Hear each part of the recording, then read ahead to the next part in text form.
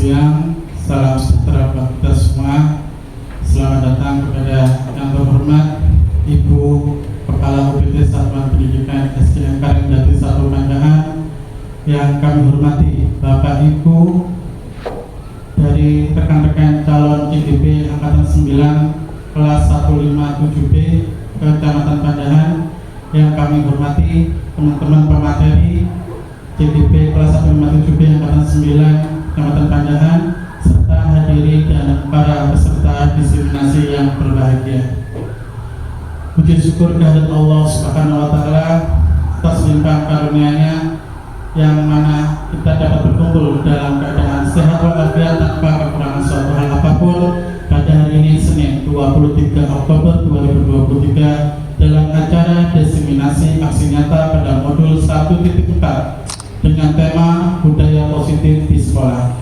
Salawat serta salam tak lupa hatinya kita curahkan kepada junjungan kita Nabi besar Muhammad SAW, yang telah membimbing kita umatnya menuju dalam hal kebaikan. Mengawali acara siang hari ini, marilah kita berdoa terlebih dahulu agar apa yang kita laksanakan pada siang hari ini membawa berkah, manfaat, kebaikan buat kita semua. Doa akan dipimpin dengan agama Islam. Untuk yang beragama lain bisa berdoa sesuai dengan keyakinan masing-masing. Ilahi dunia walikul niyatin sholihah wa ilahi Nabi Mustafa Muhammadin sallallahu alaihi wasallam. Bismillahil Fatihah. A'udzu billahi minasyaitonir rajim. Bismillah.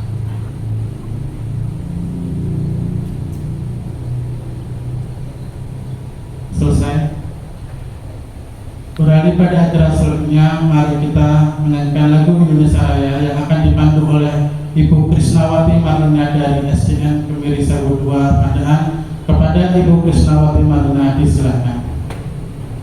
Hadirin dimohon untuk berdiri.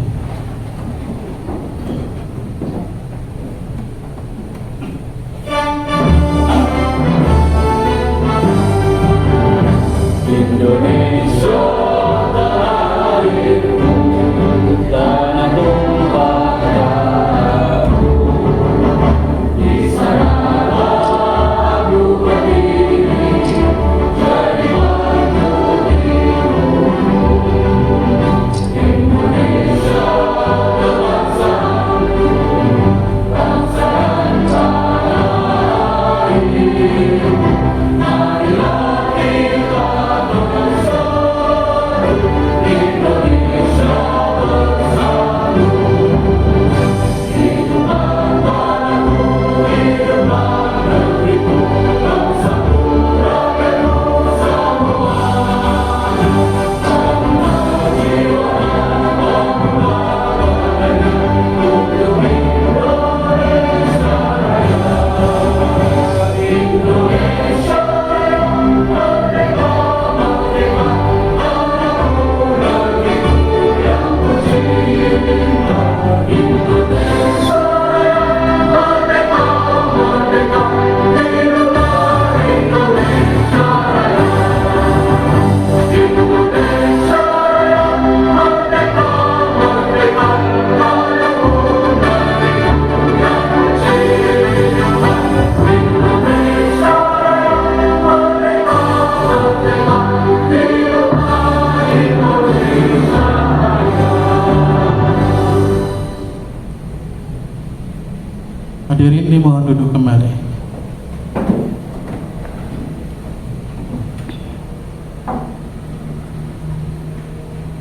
Acara selanjutnya yaitu pembukaan sekaligus sambutan yang akan disampaikan oleh Ibu Kepala UPT Satuan Pendidikan SDN Karangjati 1 Pandaan. Kepada Ibu Saniatul Nasrullah SPD MPD disilakan.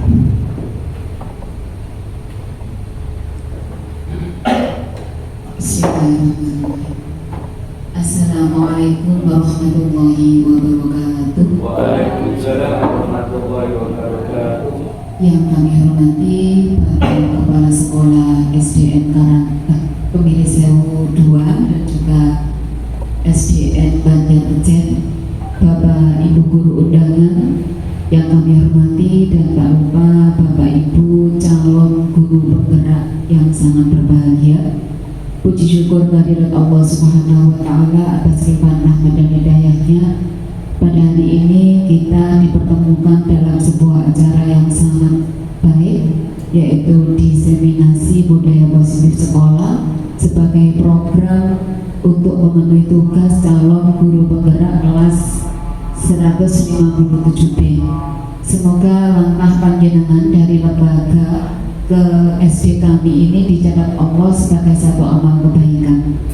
Salam dan salam semoga senantiasa tercurahkan kepada Nabi besar Muhammad SAW yang memberikan bimbingan dan tuntunan kepada kita sehingga kita berada di jalan yang diridhoi oleh Allah Subhanahu wa taala. Bapak Ibu yang kami hormati, bahagia sekali rasanya kami di sini sebagai tuan rumah mendapatkan satu kehormatan, satu kesempatan untuk memfasilitasi panjenengan semuanya dalam rangka menularkan budaya positif yang sudah panjenengan rencanakan, yang sudah panjenengan buat untuk bersama-sama ilmu itu diberikan kepada Bapak Ibu guru yang lain yang mungkin pada saat ini masih belum berkesempatan untuk mengikuti program calon guru penggerak. Berangkat dari satu keyakinan kita bahwa kita harus punya prinsip bahwa hari ini harus lebih baik dari hari yang kemarin. Maka dari itu kami sebagai kepala sekolah dan juga bapak kepala sekolah yang lain tidak henti-henti memberikan semangat kepada panjenengan semuanya, memberikan motivasi, memberikan dorongan. Monggo kita manfaatkan program-program yang terbaik dari pemerintah ini untuk mengembangkan kapasitas kemudian kompetensi kita sebagai guru yang semakin hari semakin berat tugas dan tanggung jawabnya. Berangkat dari niat itu, kita juga harus menerapkan dalam hati kita. Kami tidak lelah-lelah untuk mengingatkan kepada Bapak Ibu Dewan Guru semuanya bahwasannya jadi guru jangan berhenti belajar. Jika berhenti belajar, berhentilah jadi guru. Karena kita semakin hari semakin dituntut dengan kemajuan zaman yang semakin pesat, dengan perkembangan anak didik kita yang semakin luar biasa, dan juga tuntutan dari masyarakat dan juga wali murid yang saat ini sangat berbeda sekali dengan pada saat kita menjadi siswa. Untuk itu kita harus memberikan pelayanan yang terbaik, baik itu kepada siswa, kepada murid, dan kepada masyarakat yang sudah menjadi tanggung jawab kita bersama. Mudah-mudahan dengan niat yang baik ini Allah senantiasa memudahkan, meringankan tugas kita dan serta meridhoi apa yang kita laksanakan. Karena tanpa ridho dari Allah, apapun yang akan kita laksanakan tidak akan menjadi bagian amal ibadah kita. Mudah-mudahan dengan niat yang baik kita akan menjadi manusia yang bermanfaat, yang senantiasa memberikan budaya positif. Dimanapun kita berada, orang-orang di sekitar kita akan terinspirasi, termotivasi untuk menjadi lebih baik dari hari yang kemarin. Mudah-mudahan Bapak Ibu calon JGP yang saat ini sedang melaksanakan tugasnya senantiasa diberikan kesehatan, dimudahkan segala urusannya, dijauhkan dari segala kesulitan, dan bisa menuntaskan program JGP-nya ini dengan nilai yang terbaik. Yang terpenting adalah bukan berhenti di program itu Bapak Ibu, tetapi apa implementasi yang panjenengan akan laksanakan selesai pada saat panjenengan sudah mendapatkan gelar sebagai guru penggerak tersebut. Maka besar harapan kami panjenengan semuanya adalah menjadi guru-guru yang senantiasa luar biasa, dirindukan oleh anak didiknya, dirindukan oleh wali murid, dan dirindukan oleh teman-teman di lembaganya. Itu saja. Dengan ucapan Bismillahirrahmanirrahim, kegiatan diseminasi budaya positif sekolah di SDN Karangjati 1 yang dilaksanakan oleh calon guru penggerak kelas 157B saya nyatakan dibuka. Sekian sambutan dari kami. Mohon maaf apabila ada kekurangan. Ihdinas siratal mustaqim. Wassalamualaikum warahmatullahi wabarakatuh. Waalaikumsalam.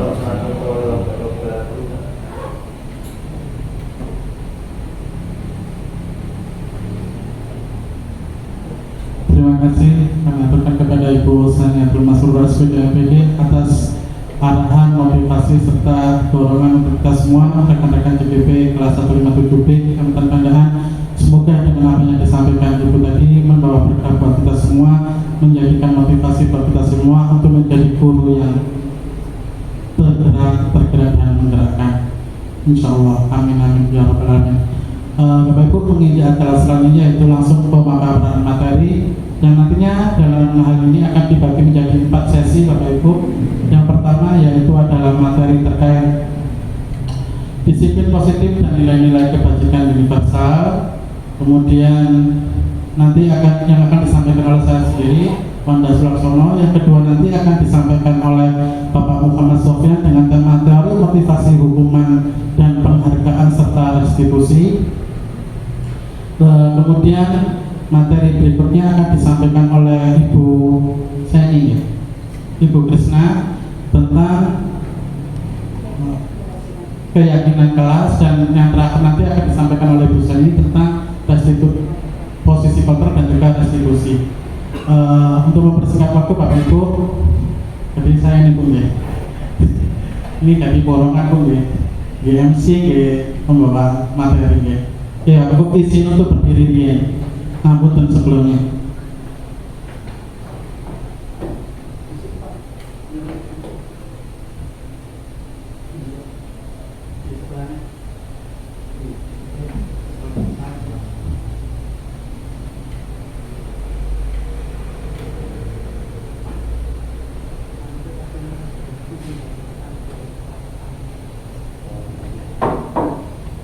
Terima kasih Bapak. Selamat siang Bapak Ibu.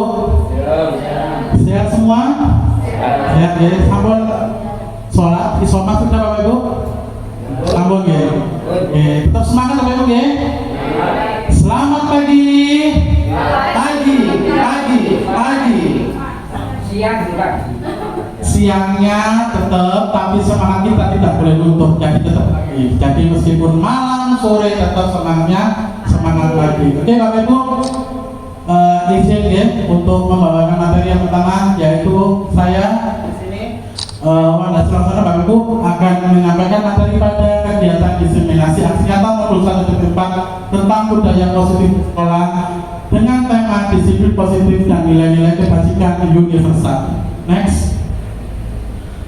Kata pepatah, tak kenal maka tak sayang. Jadi mohon izin untuk memperkenalkan diri.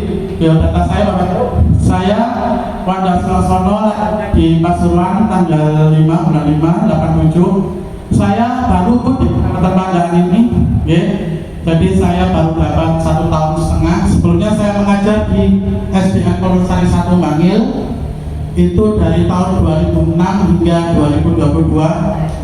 Kemudian di Banjarkecen, SDN Banjarkecen saya Juli 2022 hingga sekarang.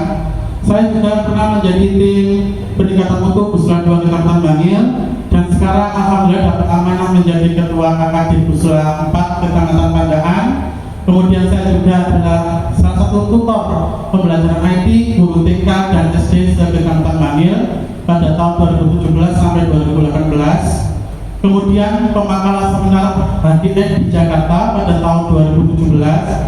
Kemudian peserta perlindungan guru Kemendikbud di Jakarta tahun 2017. Kemudian peserta penyusunan KTI Matematika di BEM4 Matematika Yogyakarta tahun 2018. Kemudian peserta ke KTI lagi di BEM4 IPA Bandung tahun 2018. Kemudian menjadi pemakalah penyampaian materi di simposium HGN P4TK IPA di Bandung tahun 2019, dan yang baru ini menjadi penyusun jurnal dan modul PKP BPKB Jatim tahun 2023 serta peserta pembatik level 2 tahun 2023. Bapak Ibu, saya percaya bahwa setiap usaha dan juga doa tidak akan pernah salah pada siapa yang dituju. Karena saya yakin jika kita tulus ikhlas dalam melaksanakannya, semua akan berjalan menjadi lancar. Meskipun terkadang takdir tidak baik untuk kita, tapi takdir sudah pasti baik dari Allah Subhanahu wa Ta'ala. Next. Oke, untuk kita lemeskan foto dulu karena siang saya mohon maaf untuk berdiri sebentar. Kita stretching dulu Bapak Ibu, oke? Nanti kita ikuti Bu, oke? Nanti tangannya yang sebelah kanan yang laki-laki rumah dadang ya, aman berarti. Jadi nanti kalau tangannya memijat pundak sebelahnya, ya. Nanti yang tangan kirinya memijat yang sebelahnya. Kalau tidak ada kosong berarti di bayangan, ya. Gitu Bapak Ibu, siap ya? Oke, Pak Mas Pras, dimulai Pak. Oke, kita mulai. Tangannya ke kanan digerak-gerakkan, tangannya ke kiri digerak-gerakkan, tangannya ke depan digerak-gerakkan, tangannya disilang, jempol digoyang, asik. Oke, kita lagi Bapak Ibu, satu kali lagi deh. Tangannya ke kanan digerak-gerakkan, tangannya ke kiri digerak-gerakkan, tangannya ke depan digerak-gerakkan, tangannya disilang, jempol digoyang. Terima kasih, tepuk tangan untuk kita semua Bapak Ibu. Oke. Sampun cukup ya Bapak Ibu. Oke, next Pak Frans. Oke Bapak Ibu, kita seringkali bicara tentang hal-hal yang positif, tentang suatu tindakan yang positif. Sebetulnya apa sih menurut Bapak Ibu budaya positif itu Bapak Ibu? Ada yang tahu Bapak Ibu? Apa? Budaya yang baik. Ada lagi Bapak Ibu? Ada lagi? Budaya yang diharapkan. Oke Bapak Ibu. Nah, kalau itu contoh hal yang baik, budaya yang diharapkan, contohnya apa Bapak Ibu? Apa? Disiplin. Ada lagi Bapak Ibu? Salam. Mengucapkan salam. Ada lagi? Sampun? Cinta kebersihan dan lingkungan. Oke Bapak Ibu. Next. Nah, kalau kita bicara tentang budaya positif Bapak Ibu, adalah suatu nilai pembiasaan yang kita lakukan secara terus-menerus, secara kontinu dalam lingkungan sekitar. Itulah yang disebut dengan budaya positif. Nah, budaya positif itu dapat berkembang menjadi pribadi yang kritis, penuh hormat, dan juga dapat bertanggungjawabkan. Next. Oke, filosofi pendidikan Ki Hajar Dewantara. Yang pertama yaitu semua anak terlahir dengan bakat masing-masing atau unik. Jadi anak secara lahiriah fitrah. Dari segi agama anak itu adalah fitrah. Jadi dia dilahirkan, anak dilahirkan dalam keadaan unik, entah itu kecerdasannya, bakatnya, ataupun takdirnya. Kemudian dua, budi pekerti. Jadi setiap anak terlahir sudah pasti punya budi pekerti. Bagaimana nanti kita yang nomor 3, tugas guru yaitu menuntun bakat tersebut agar anak tumbuh dengan selamat dan bahagia. Jadi tugas kita guru hanya menuntun, bukan membentuk. Karena sesuai dengan filosofi Ki Hajar Dewantara bahwa tugas guru yang sejujurnya adalah menuntun, bukan untuk memaksakan anak untuk menjadi A atau untuk menjadikan B.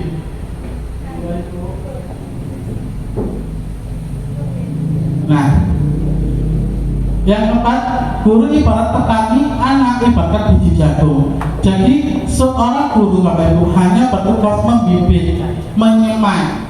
Sedangkan anak adalah biji jagung yang nantinya akan tumbuh dari biji menjadi sebuah buah atau tanaman yang dijadikan makanan pokok. Jadi tugas guru di sini Bapak Ibu bukan hanya untuk memaksakan anak itu, tapi tugas kita hanya untuk sebagai menuntut saja. Kemudian yang kelima, kontrak alam 2023 dengan anak zaman saya dulu 87. Akhirnya apa contohnya kalau kita tidak memperlakukan anak? Ada pembulian, ada tindakan laporan orang tua kepada polisi tentang penganiayaan. Juga anak yang tidak bisa mengikuti keterampilan abad ke-21. Yang terakhir yaitu adalah berpihak pada anak. Jadi pembelajaran di kurikulum Merdeka yaitu kita dituntut untuk memberikan pelayanan yang berpihak pada anak. Maka dari itu di setiap tahun pelajaran kita selalu mengadakan yang namanya penilaian asesmen diagnostik dan asesmen non diagnostik. Next. Nah, perubahan paradigma Bapak Ibu. Sekarang saya minta tolong Bapak Ibu semuanya nih, yang sebelah kiri mawon. Bapak Ibu yang sebelah kiri, yang sebelah kiri, dan yang sebelah yang kanan ada pasangannya Bu. Jadi yang ada pasangan sebelah kiri dan Ibu. Nanti Ibu Devi sakit berpasangan dengan Ibu Bu Novi. Oke. Jadi saya minta yang sebelah kiri silakan buka kepala tangannya Bapak Ibu. Pak Satuman, Bu Sania, Bu Sewu, kepala tangannya. Oke. Nah, tangan kanan boleh, tangan kiri boleh. Di temannya sebelahnya silakan buka erat genggaman tangan sebelahnya itu, silakan dibuka. Nah, silakan buka genggaman tangannya Pak Satuman. Ibu silakan buka genggaman tangan Bu Sania. Oke, silakan buka. Silakan dibuka. Silakan dibuka Bu. Silakan dibuka. Silakan dibuka. Paksa Bu, paksa terus. Paksa terus. Keluarkan tenaganya Bu. Keluarkan dengan sebelah. Keluar. Nah, gitu Bu. Oke Bapak Ibu. Nah, dari sini kita belajar. Secara tidak langsung kita belajar bahwa apa yang ada di dalam kita itu ibaratnya hal yang paling berharga buat kita. Jadi sekalipun kita dipaksa, sekalipun kita diancam, sekalipun kita dihardik atau dibully, kita akan tetap mempertahankan genggaman kita. Next Pak. Oke, kita lihat ini Bapak Ibu. Nah, dari sini kita lihat Bapak Ibu. Jadi ini ibaratnya kontrol pada diri kita sendiri. Kita ibaratkan tadi genggaman ini adalah anak kita atau suami istri dengan semuanya. Atau yang belum punya suami atau istri bisa apa nih? Orang tua, orang tua. Nah, kita Bapak Ibu, kita sendiri tidak akan mau untuk melepaskan genggaman ini, meskipun itu berupa hardik, dibujuk, dipaksa atau dibully. Karena kita merasa bahwa yang ada di genggaman itu lebih berharga daripada nyawa kita. Itu Bapak Ibu. Nah, inilah yang disebut dengan perubahan paradigma. Kalau zaman dulu kita akan takut dengan guru. Ayo masuk kelas, kalau tidak masuk saya hukum. Itu sekarang sudah dirubah paradigmanya. Jadi kita jangan biarkan mengontrol murid, tetapi murid sendiri yang mengontrol pada dirinya. Ini yang disebut dengan perubahan paradigma menurut teori kontrol. Next. Nah, yang pertama Bapak Ibu, untuk menciptakan budaya positif yang pertama yaitu perlu membangun budaya positif di sekolah yang perlu menyediakan lingkungan positif, aman dan nyaman agar muridnya mampu berpikir, bertindak, dan menciptakan dengan merdeka, mandiri, dan bertanggung jawab. Yang kedua, lazimnya disiplin dikaitkan dengan kontrol. Dalam hal ini guru dalam menghadapi murid. Artinya Bapak Ibu, dalam menciptakan disiplin positif itu tidak perlu adanya paksaan, tidak perlu adanya aturan, tidak perlu adanya istilahnya itu mengekang. Nanti aturan akan dijelaskan lebih lanjut. Jadi sekarang sesungguhnya sudah bukan aturan lagi namanya, tapi ada lagi nanti dijelaskan oleh narasumber yang berikutnya. Next Bapak Ibu. Nah, ini adalah ilusi kontrol. Kita menurut Dr. William Glasser ada 4 ilusi kontrol yang kita pelajari selama ini. Yang pertama yaitu ilusi guru mengontrol murid. Ini yang sering kita lakukan. Pada dasarnya kita tidak dapat memaksa murid untuk berbuat sesuatu jika murid tersebut memilih untuk tidak melakukannya. Contoh sekarang, dalam hal kecil, anak tidak suka ikut ekstrakurikuler tari, tapi guru mewajibkan harus ikut. Itu tidak sesuai dengan hati nurani. Maka kita tidak boleh menggunakan ilusi yang pertama. Yang ilusi kedua, bahwa semua penguatan positif efektif dan bermanfaat. Penguatan positif atau bujukan adalah bentuk-bentuk kontrol. Nah, Jadi Bapak Ibu, dalam ilusi yang kedua ini kita memberikan kata-kata umpan balik, keyakinan yang bersifat positif, sehingga anak akan timbul pemikiran secara internal dalam dirinya bahwa dia melakukan itu bukan karena keterpaksaan, namun karena kebutuhan dalam dirinya sendiri. Yang ketiga, ilusi bahwa kritik dan membuat orang merasa bersalah dapat menguatkan karakter. Nah ini Bapak Ibu, jadi kita sering sekali anak melanggar, misalkan dia datang terlambat, kita kan sering langsung, kamu pasti terlambat, langsung kita hukum. Kita tidak tanya dulu sebabnya mengapa, kemudian alasannya kenapa, itu yang selalu. Jadi merasa membuat itu murid merasa bersalah, itu yang tidak diharapkan. Dan terakhir yaitu ilusi bahwa orang dewasa memiliki hak untuk memaksa. Banyak orang dewasa yang percaya bahwa mereka memiliki tanggung jawab untuk membuat murid-muridnya berbuat hal-hal tertentu. Artinya murid dipaksa untuk mengikuti kemauan orang dewasa. Itu Bapak Ibu. Next. Nah, ini Bapak Ibu, contoh perubahan paradigma stimulus respon teori kontrol. Pertanyaannya, bisakah kita mengontrol seseorang? Kalau kita biasanya menggunakan stimulus respon, maka di situ ada pertanyaan, kita mencoba mengubah orang agar berpandangan sama dengan kita. Artinya, kita mengubah murid harus sama dengan kita. Sedangkan menurut teori kontrol, kita berusaha memahami pandangan yang lain tentang dunia. Artinya kita menampung Bapak Ibu, kita menampung pendapat dari orang lain apa yang kita ambil dari sisi lainnya. Yang kedua, perilaku buruk dilihat sebagai suatu kesalahan. Kebanyakan itu Bapak Ibu. Saya juga di sekolah juga itu. Sesuatu yang salah atau negatif pasti sudah saya nilai itu hal yang buruk atau salah. Tapi tidak sesuai dengan teori kontrol ini menurut William Glasser tadi Bapak Ibu. Kalau menurut teori kontrol, semua perilaku memiliki tujuan. Jadi kita lihat dulu Bapak Ibu, kesalahan murid tadi apa tujuannya, apa alasannya, sehingga kita dapat memahami kebutuhan murid tersebut. Yang ketiga, orang lain bisa mengontrol saya, sedangkan menurut teori kontrol hanya Anda yang bisa mengontrol diri Anda. Yang tadi jangan praktekkan. Orang lain mau ngapain jangan tetap bergenggaman. Jadi yang memegang kontrol siapa? Orang lain bukan. Jenengan sendiri, bukan orang lain, tapi diri kita sendiri yang memegang kontrol itu. Kemudian pemaksaan ada pada soal bujukan itu gagal.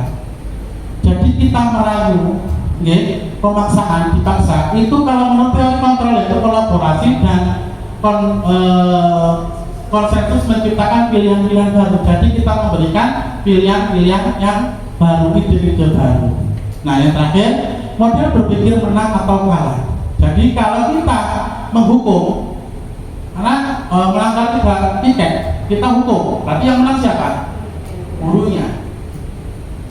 Tapi kalau teori kontrol, model berpikirnya menang-menang. Artinya tidak ada yang menang, tidak ada yang kalah. Jadi kalau sudah tahu muridnya tadi tidak tiket melanggar, maka murid itu akan berbuat sesuatu yang nantinya akan menjadikan sebuah konsekuensi. Nanti lebih jelasnya akan dibahas di materi restitusi juga di keyakinan kelas. Next. Nah, sekarang dari yang kita bahas tadi Bapak Ibu, apa yang dimaksud dengan makna disiplin yang sebenarnya? Ada yang bisa memberikan pendapat Bapak Ibu? Nah, meletakkan sesuatu pada tempatnya. Oke, ada yang lain Bapak Ibu? Tahu aturan. Tahu aturan. Oke Bapak Ibu. Next, kita lihat jawabannya. Mas Bas. Oke. Disiplin Bapak Ibu seringkali dikaitkan dengan tata tertib, aturan ataupun kepatuhan pada peraturan. Nah, jadi disiplin itu selalu kita kaitkan bahwa kalau kita tidak melakukan berarti kita tidak disiplin. Namun disiplin juga sering dihubungkan dengan hukuman. Padahal sungguh berbeda karena belajar dengan disiplin tidak harus dengan memberi hukuman. Justru itu adalah salah satu alternatif terakhir dan kalau perlu tidak digunakan sama sekali. Artinya Bapak Ibu kita bisa mengambil kesimpulan bahwa disiplin adalah dimaknai dari dalam diri kita sendiri, baik itu siswa ataupun guru. Nanti kita akan tahu apa tugas kita, apa tugas siswa. Itu nanti akan kita ketahui sendiri dengan materi yang ada yang akan disampaikan dengan nilai-nilai kebajikan universalnya nanti. Nah, hukuman tidak perlu dilakukan di dalam disiplin. Karena jika kita menggunakan disiplin itu, melanggar disiplin kita gunakan sebagai hukuman, maka akan timbul dampak-dampak yang negatif. Nanti lebih lanjutnya akan dijelaskan di materi berikutnya. Next, Pak Pras. Oke, Ki Hajar Dewantara pernah menyatakan bahwa untuk mencapai kemerdekaan atau dalam konteks pendidikan kita saat ini, untuk menciptakan murid yang merdeka, syarat utamanya adalah harus ada disiplin yang kuat. Disiplin yang dimaksud adalah disiplin diri. Jadi dimulai dari diri, bukan karena peraturan, bukan karena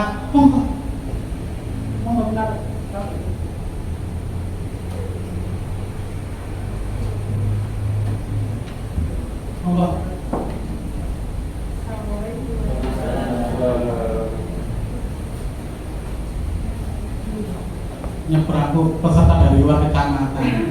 Iya. Dari kecamatan Bangil, Bu. Oke. Nah, sekarang kita kembali lagi, Bu.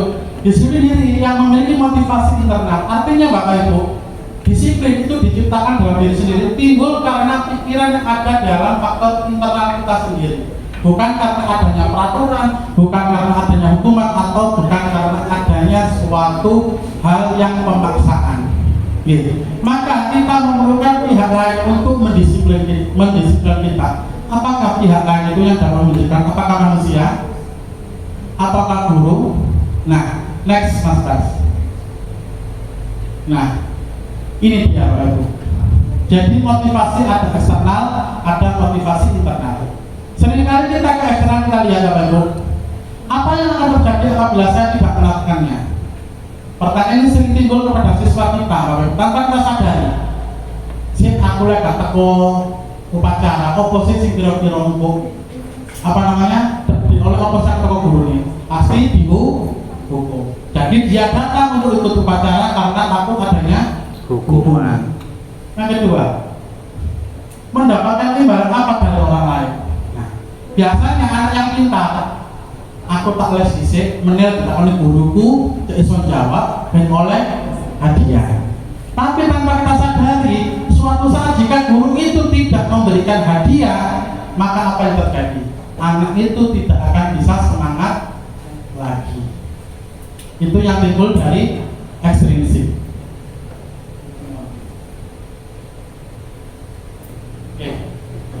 Nah, yang terakhir Bapak Ibu, motivasi internal, yaitu tujuan dan disiplin. Ini yang kita harapkan untuk menghargai diri sendiri menjadi insan sesuai harapan. Artinya Bapak Ibu, murid dibiasakan untuk menjadi dirinya sendiri. Jadi dia melakukan sesuatu hal bukan karena orang lain, tetapi karena ini merasa diri sendiri menjadi insan yang sesuai harapan. Itu adalah motivasi internal. Ini yang diharapkan, bukan dari eksternalnya. Eksternal perlu, tetapi nanti kita harus menyesuaikan penempatannya di mana. Oke. Nah, sekarang kita menginjak yang terakhir Bu, yaitu tentang nilai-nilai kebajikan universal. Nah, disiplin sebagai bentuk kontrol diri yaitu belajar untuk kontrol diri agar dapat mencapai suatu tujuan mulia. Jadi disiplin itu digunakan untuk mencapai tujuan mulia, bukan untuk mengakhiri sebuah peraturan. Tujuan mulia di sini mengacu pada nilai-nilai atau prinsip-prinsip mulia yang dianut seseorang, yang disebut juga dengan nilai-nilai kebajikan universal.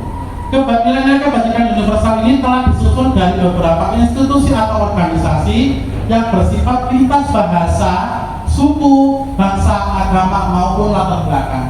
Jadi nilai-nilai kebajikan ini sudah disusun dengan melihat lintas bahasa, suku, bangsa, agama maupun antar latar belakang. Oke.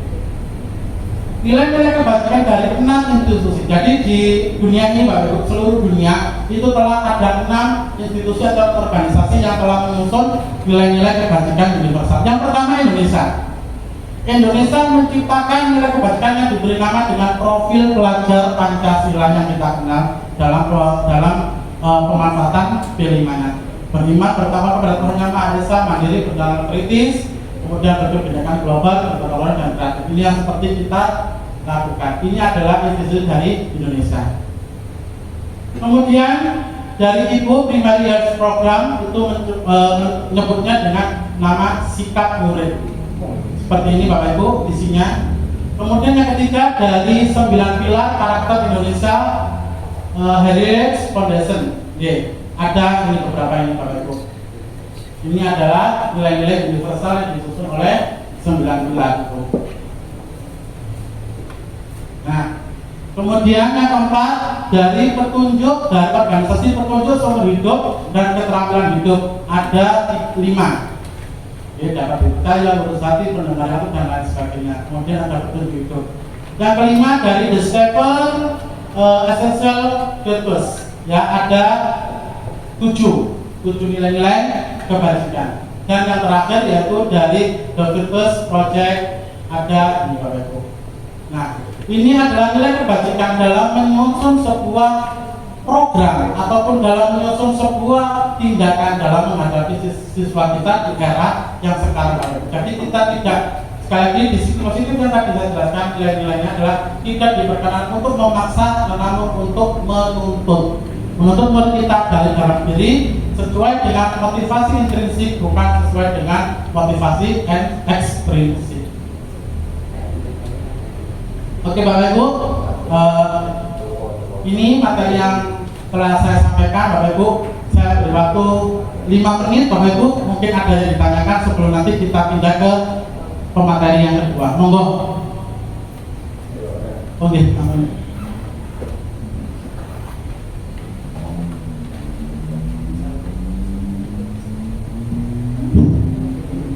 Baik, terima kasih waktu yang telah diberikan. Assalamualaikum warahmatullahi wabarakatuh. Waalaikumsalam warahmatullahi wabarakatuh. Pada Bapak Ibu kepala sekolah yang ada di sini yang dihormati dan peserta guru bergerak angkatan terbaik 9 kelas 157 yang sangat dihormati serta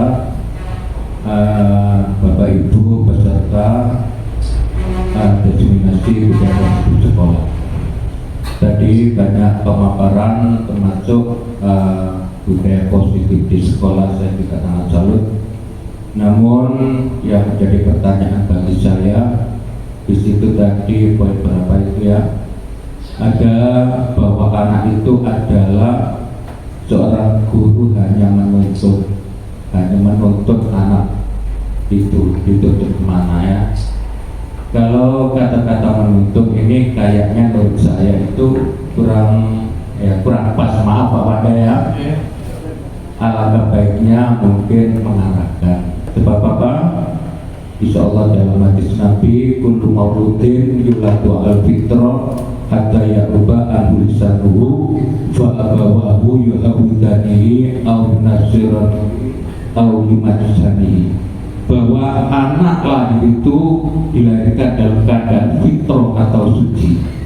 Yang merubah anak itu adalah diantaranya adalah orang tua. Apakah itu jadikan anak Yahudi, Nasrani dan lain sebagainya. Kalau itu saya kira tidak mengarahkan ya, jadi diarahkan anak itu. Saya khawatir nanti itu apa ya, kalau dituntun anak yang maaf yang sifatnya itu memang di sekolah itu jauh-jauh ya, kesana itu ya, bobotik, apalagi sekarang ada perundungan dan sebagainya. Jadi anak itu mau ke sana, mau kemana anak?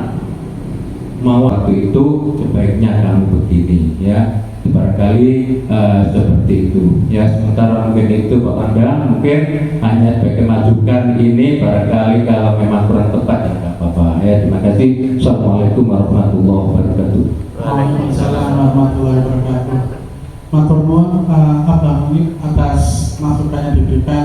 Memang sangat betul sekali Bapak yang telah Bapak sampaikan tadi, bahwa kita sebagai guru lebih baik untuk mengarahkan. Nah, Namun Bapak Ibu, Pak Mumi, dalam kita pelajaran mempelajari modul pada guru penggerak ini, kita diarahkan menganut pada aturan filosofi diajar Dewantara. Jadi istilah menonton ini Bapak Ibu adalah istilah yang ditulis oleh Bapak kita diajar Dewantara dalam bukunya. Jadi kita di teman-teman CGD itu istilahnya kita sudah tidak boleh keluar dari istilah ini Bapak. Jadi tidak boleh istilah dari diajar Dewantara. Jadi di dalam penggunaan bahasa umum yang kita sebut ini Bapak, menuntun ini adalah istilah yang ada di dalam bukunya diajar Dewantara. Mungkin begitu Pak Muli. Tapi untuk perlakuan ataupun untuk penanganan itu sangat bagus sekali Bapak. Jadi kita juga tetap mengarahkan. Cuma dalam penggunaan konteks bahasa kita mengacu pada buku yang telah dikarang diajar Dewantara. Terima kasih Pak Muli. Ya. Mungkin satu lagi ada Bapak Ibu, mungkin ada yang ditambahkan atau masukan. Teman-teman, Sampun Ibu, sama ya. Oke, kalau gitu teman-teman pun biar tanya-tanya. Oke Bapak Ibu, sebelum saya akhiri, saya punya pantun Bapak Ibu untuk mengakhiri sesi pada siang hari ini ya. Ditulis Bu, makanya itu. Jadi disiapkan dulu ya. Oke, 22 Oktober 45 peringatan Hari Santri. Cakep. Siang ini kita hadir ikut diseminasi. Sampai di sini materi saya hari ini, semoga ketemu di lain hari. Mohon maaf bila ada kesalahan, izin pamit dan undur diri. Wassalamualaikum warahmatullahi wabarakatuh. Waalaikumsalam warahmatullahi wabarakatuh. Oke. Sekarang antus tadi MC Male Pak Ibu ya. Ngapunten. Terima kasih Pak Wanda atas materi yang telah disampaikan. Selanjutnya kita lanjut ke materi kedua, yaitu terkait tentang teori motivasi hukuman, penghargaan dan restitusi yang akan disampaikan oleh teman kita, yaitu Bapak Muhammad Sofyan dari SDN Pandangan 1. Kepada Bapak Muhammad Sofyan dipersilakan.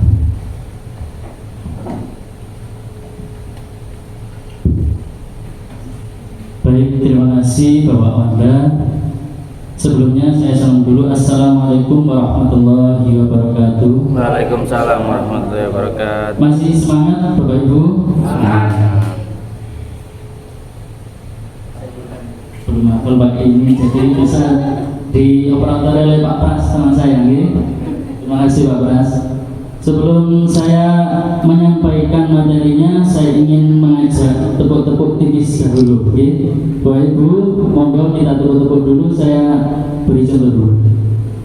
Tepuk semangat, saya beri contoh dulu Bapak Ibu.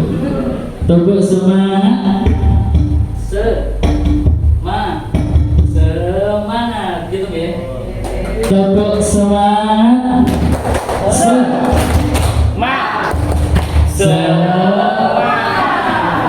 Kalau saya bilang pagi, tepuknya 1 kali. Kalau saya bilang siang, tepuknya 2 kali. Kalau saya bilang malam, tepuknya setengah atau separuh. Pagi, siang, malam. Nah, masih ada yang tepuk. Pak Yudi konsentrasi lagi. Oke, hari ini pagi, siang, malam, siang, pagi. Oke, terima kasih. Di sini saya akan menyampaikan materi tentang teori motivasi, hukuman dan penghargaan serta restitusi. Monggo Pak Pres. Teori motivasi, hukuman, penghargaan dan restitusi. Teori motivasi intrinsik adalah motif-motif yang menjadi aktif atau berfungsinya sehingga tidak perlu rangsangan dari luar, karena dari dalam diri individu sudah ada dorongan atau untuk melakukan sesuatu. Hukuman bersifat satu arah dari pihak guru yang memberikan, dan murid hanya menerima satu hukuman tanpa melalui suatu kesepakatan atau pengarahan dari pihak guru, baik sebelumnya atau sesudahnya. Misalkan ada siswa telat datang, Bapak Ibu, guru langsung memberikan hukuman. Nah, di sini sudah dijelaskan bahwa murid hanya menerima satu hukuman. Ini tidak boleh sebenarnya. Penghargaan menurut KON adalah Bapak Ibu, menurut KON secara ideal tindakan belajar itu sendiri adalah penghargaan sesungguhnya.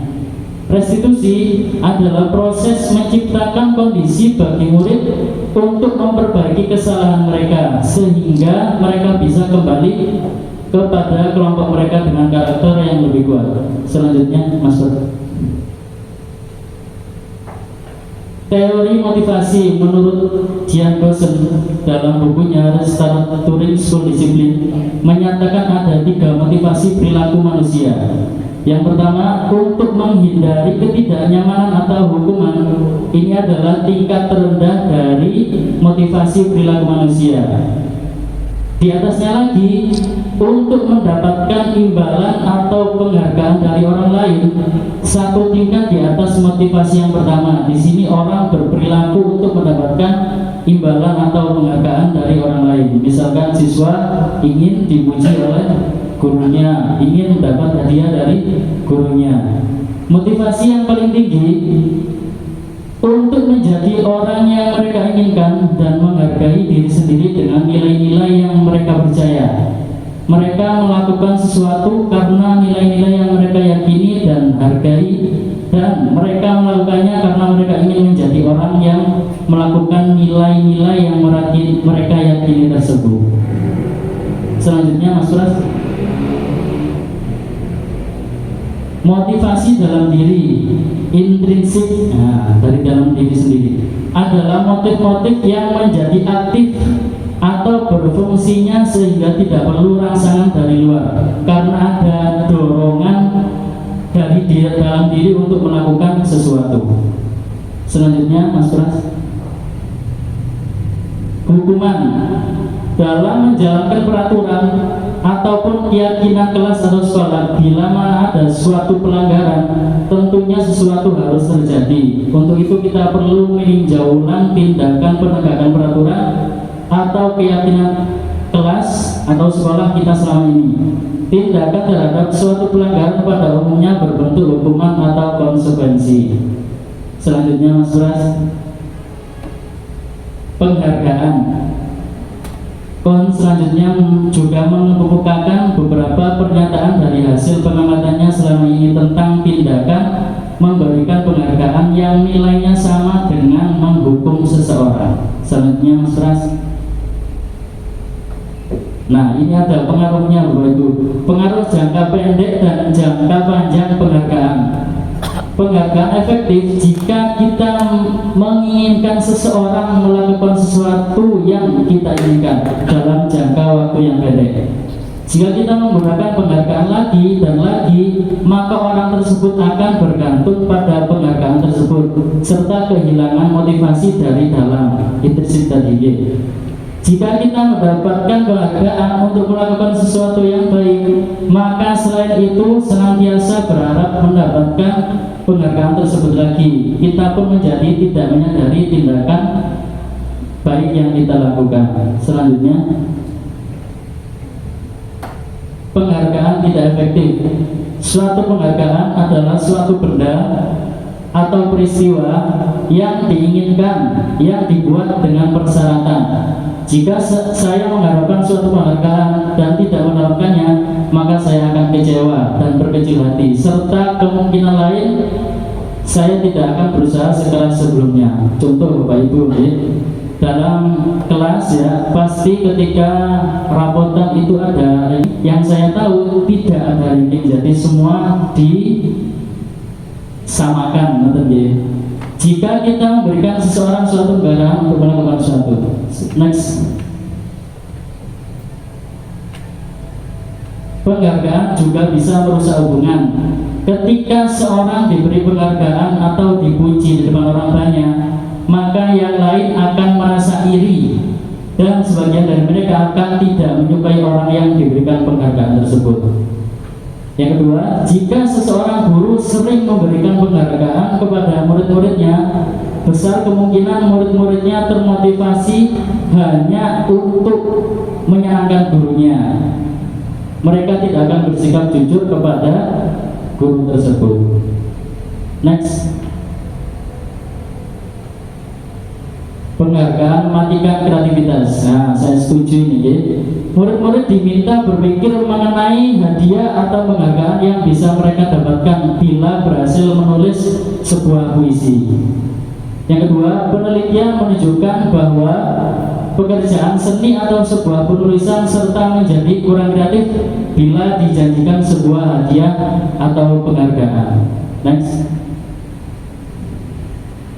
Restitusi.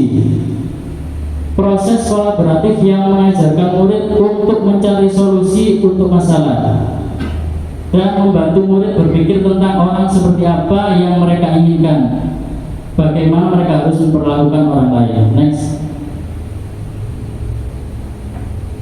Nah, ini ada perbedaan hukum, konsekuensi, dan restitusi. Dikatakan identitas gagal apabila ada hukuman, Bapak Ibu. Dikatakan identitas sukses bila mana bisa melaksanakan konsekuensi dan restitusi. Saya bacakan yang bawah. Sesuatu yang menyakitkan harus terjadi. Konsekuensinya sesuatu harus terjadi.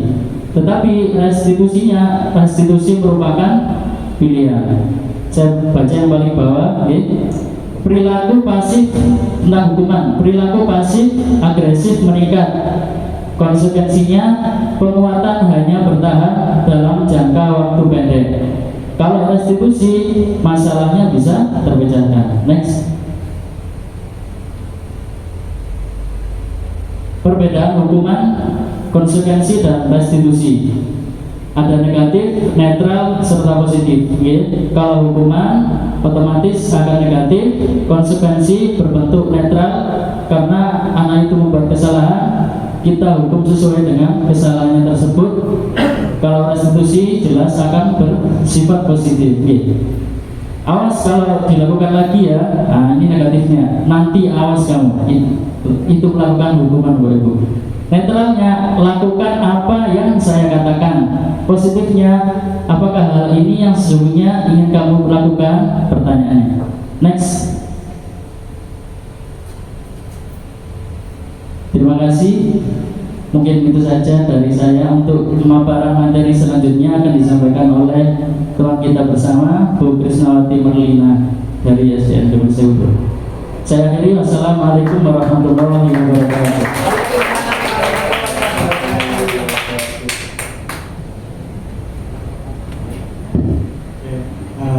Terima kasih Pak Muhammad Sofyan atas apa yang telah disampaikan tadi. Semoga materi terkait teori motivasi hukuman dan penghargaan restitusi itu dapat memberikan gambaran kita sebagai pendidik agar memperlakukan murid kita sesuai dengan kebutuhannya. Untuk selanjutnya Bapak Ibu, kita akan menginjak ke materi yaitu keyakinan kelas dan kebutuhan dasar manusia serta dunia berkualitas yang akan disampaikan oleh teman didik kita dari SDN Kemiri Sewu 2, Ibu Krisnawati Marlina. Kepada Ibu Krisnawati Marlina disilakan. Beri tepuk tangan yang meriah, Bapak Ibu.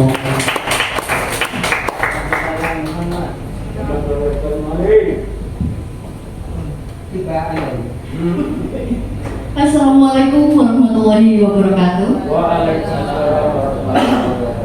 Terima kasih Bapak Ibu sekalian atas kehadirannya dan kesediaannya untuk menghadiri kegiatan kita pada siang hari ini. Semoga masih tetap semangat ya.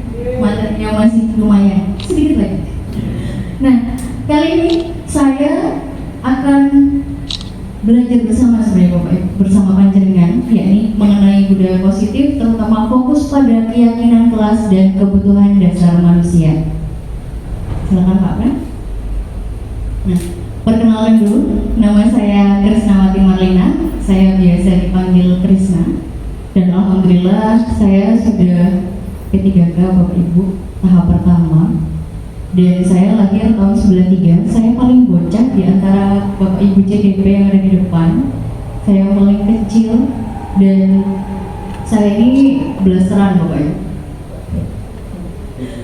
Guru sekolah saya pada cuma blasteran kabupaten Pak Bu. Bapak saya Mojokerto, ibu saya Pasuruan. Karena ada sedikit fun fact. Pada waktu saya sekolah mengikuti lomba tingkat Jawa Timur, ternyata saya hampir didiskualifikasi. Gara-gara akte saya tuh buat dari Mojokerto, tapi tertulis lahir di Pasuruan. Ternyata blasteran kabupaten saja ribet, apalagi blasteran beda negara. Nah, kalau pengalaman saya mah jauh Bapak Ibu dari panjenengan dan Bapak Ibu guru CGP. Kalau saya mah pengalaman lokal saja.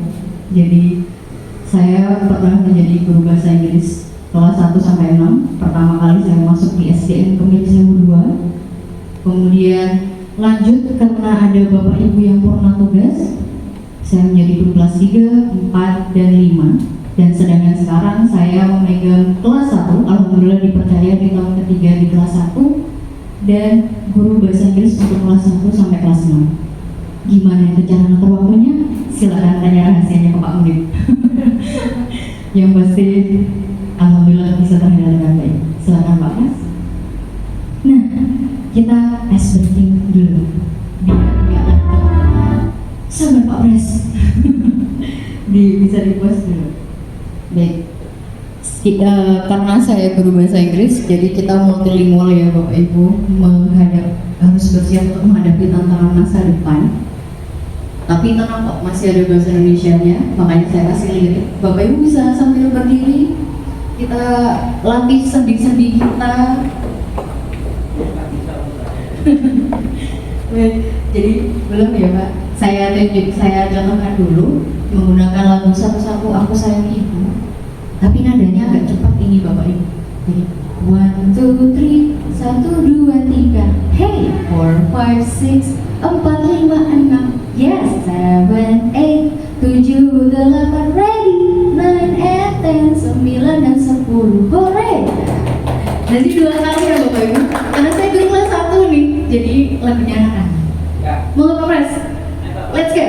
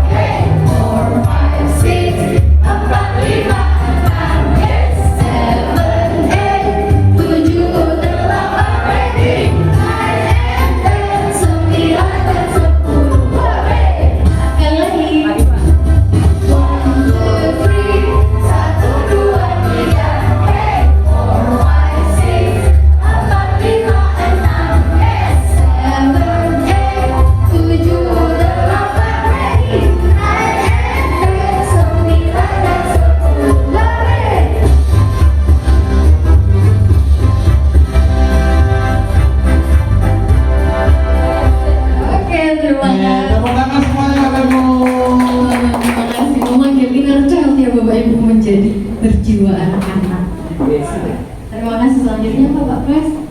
Nah, tujuan saya menyampaikan presentasi hari ini belajar bersama tentang keyakinan kelas dan pentingnya memenuhi 5 kebutuhan dasar manusia. Jadi bukan berarti kami CGP di sini itu menggurui buatan Bapak Ibu, kami juga masih murid, masih belajar. Seperti yang disampaikan Bu tadi bahwa guru itu harus menjadi pembelajar sepanjang hayat. Silakan lanjutin. Nah, hari ini kegiatan kita ngapain sih di sini? Mari kita cari tahu. Yang pertama, coba pernahkah Bapak Ibu mendengar atau mendapatkan informasi tentang keyakinan kelas? Pernah nggak dengar keyakinan kelas atau pernah baca-baca Bapak Ibu? Apakah masih asing mungkin? Belum pernah ya? Masih asing? Sama. Saya juga baru tahu kalau ada keyakinan kelas itu setelah ikut diseminasinya CGP angkatan sebelumnya dan kemudian baru belajar ketika saya ikut pendidikan guru penggerak angkatan 9 ini Bapak. Jadi agak asing. Tapi kalau misalnya peraturan kelas pernah dengar ya? Oh pernah, sering, bahkan ditempel di kelasnya masing-masing. Nah, nanti kita coba cari tahu tuh tentang itu.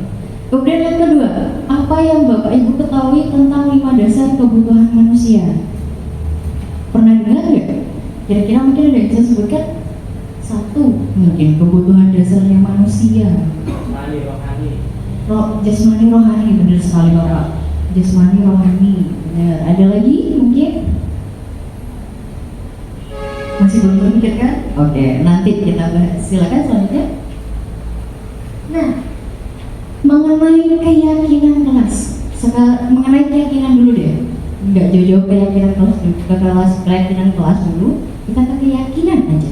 Coba Bapak Ibu silakan suit pakai suit Jawa, jangan pakai jaket on atau suitnya Nippon.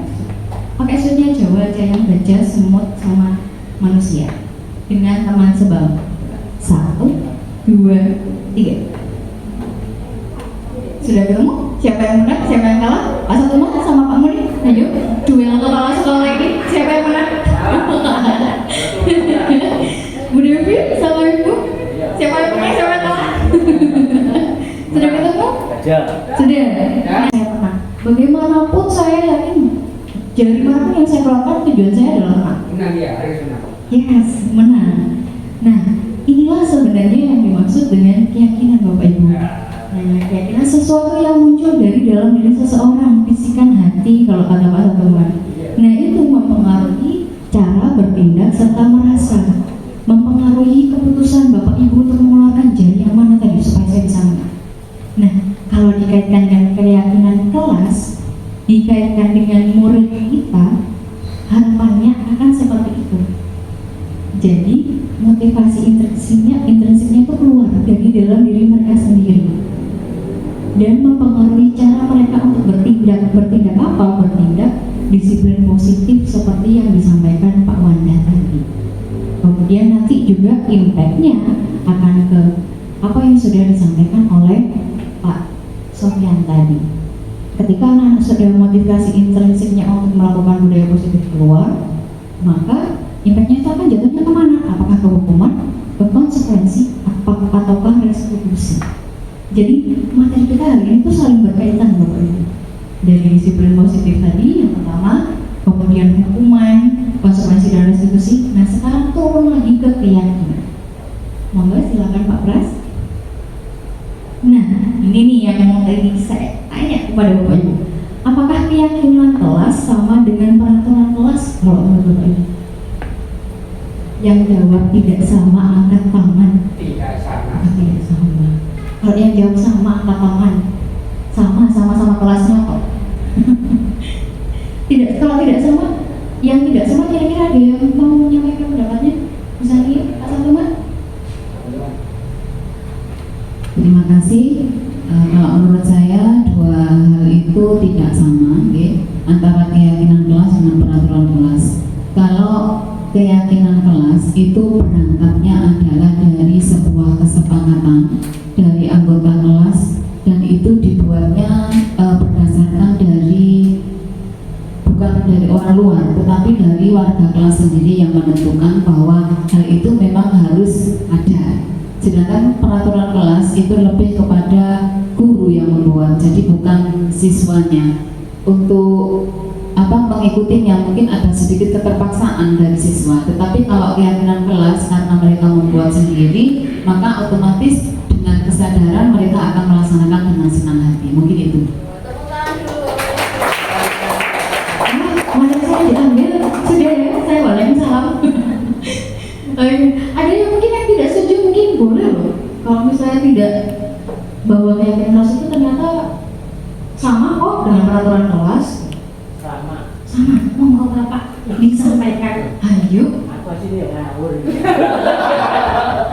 Sama ini. Apa ini apa jawab ini? Pendapat. Saja keyakinan itu kan seperti apa ya? Tauhid, iman. Iman pada kelas apa? Ada 6. Iman kan ada 6. Mungkin seperti itu. Jadi keyakinan itu sesuatu yang harus kita yakini. Apa yang kita yakini itu? Lah ya peraturan itu. Ada 6 peraturan, umpamanya peraturan dalam rukun iman. Nah, gitu seperti itu. Tepuk tangan dulu. Ya udah tuh pendapatnya. Tidak ada, ini Bapak Ibu yang perlu diketahui dari pendidikan guru penggerak adalah tidak ada jawaban salah. Jawaban Bapak Ibu itu unik, punya kebenaran di tingkatnya masing-masing. Tapi kembali lagi, Bapak Ibu sekalian, yang paling benar adalah jawaban dari pembuat modul. Monggo silakan dilanjut, Pak Mas. Nah, sekarang sebelum kita menjawab nanti nih, kira-kira bisa memunculkan nggak ya kira-kira keyakinan sama peraturan kelas itu sama atau tidak? Kita coba ke peristiwa dulu. Nah, ada peristiwa satu. Ini kayaknya sering nih Bapak Ibu temui. Ada seorang murid menemukan uang, lalu melaporkannya kepada Bapak Ibu guru. Menurut Bapak Ibu, mengapa murid itu melakukan hal tersebut? Karena jujur. Karena jujur, karena keyakinan tadi. Yakin? Iya, benar. Rata-rata mungkin karena memang yakin. Bahkan mungkin ketika ditanya mereka tidak tahu alasannya, ya kan? Pokoknya saya tahunya kalau nemu uang dilaporkan aja ke Bapak Ibu guru. Padahal sebenarnya kalau secara manusia, kebutuhan manusia nih, egoisme manusia, ketika di situ tidak ada orang, bisa saja dia memutuskan untuk dikesa saja lah, lumayan, gitu kan? Oh, nggak ada yang lihat, gitu. Atau mungkin kalaupun mereka melaporkan kepada guru, apa sih yang didapat sama murid itu? Nggak ada kan? Paling ucapan terima kasih, itu saja. Tapi kenapa ya kok murid ini itu malah melaporkan ke Bapak Ibu guru? Kenapa tidak dikesa sendiri? Gitu. Tadi kata Bapak Ibu adalah yakin. Nah, kita udah tahu nih ya, yakin. Silakan selanjutnya. Nah, sekarang peristiwa yang kedua ya. Kalau tadi ada peristiwa anak menemukan uang, kalau yang ini sudah ada di sebuah sekolah terdapat peraturan. Nah, seperti yang disampaikan oleh Pak Yudi, ya, Pak Yudi tadi ada peraturan. Kalau ini yang benar-benar tertulis, ada membuang sampah, merapikan buku berbaris.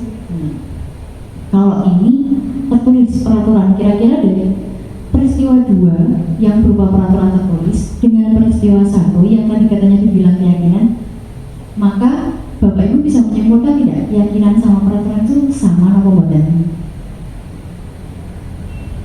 Buatan. Oke, selanjutnya ya. Jadi kalau keyakinan kelas itu adalah nilai-nilai kebajikan yang tadi di-share sama Pak Wanda. Sing saya sendiri saja tidak hafal sama Bapak Ibu. Nah, itu disepakati bersama. Ya, nilai positif yang disepakati bersama. Dalam artian hampir semua manusia, bahkan penjahat sekalipun akan setuju bahwa itu adalah nilai-nilai yang baik, nilai-nilai yang positif. Nah, itulah yang dimaksud dengan keyakinan. Nah, kalau di sini kita kerucutkan lagi menjadi keyakinan kelas. Kemudian, sedangkan peraturan kelas adalah kalimat yang terbentuk atas dasar munculnya keyakinan tadi. Jadi lebih kompleks lagi.